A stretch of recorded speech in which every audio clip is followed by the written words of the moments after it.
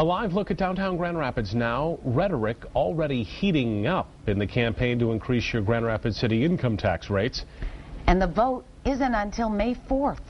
24 Over News 8's Joe LaFurgey observing the election landscape for us tonight, live in the newsroom now, Joe. Hey, Brian, Susie, a lot of comments at woodtv.com about last night's decision to put the income tax increase on the ballot. We're counting 37 as of now, and I've counted most of those posts against this tax hike. Tonight, more on what supporters will do to change their minds and that war of words erupting between City Hall and the Grand Rapids Chamber of Commerce.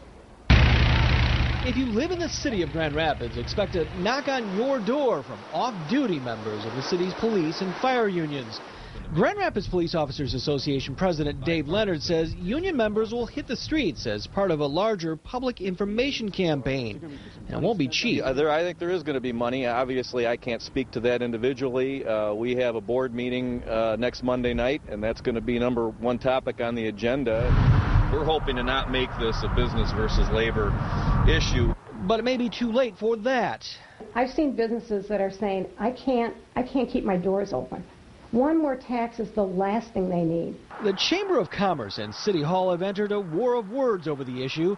The Chamber says the city needs to bring labor costs more in line with what the businesses the Chamber represents pay. Aligning the city workers with private industry when it comes to health care and when it comes to benefits. Mayor George Hartwell and City Manager Greg Sundstrom spent the day firing back at the Chamber's statement, saying employees have already made $5 million a year in concessions and that the ability of cities to cut costs is more complex than what it takes businesses to do the same.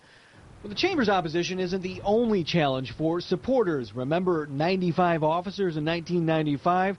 That year, voters passed a millage that promised to hire 95 new police officers. But those numbers never reached the 95 level. The issue was in the fine print. The measure guaranteed those officers by dedicating a third of the budget to fund them. But that percentage never added up to the full 95 positions. And I can guarantee you, before my organization signs on to anything, everything's going to be above board.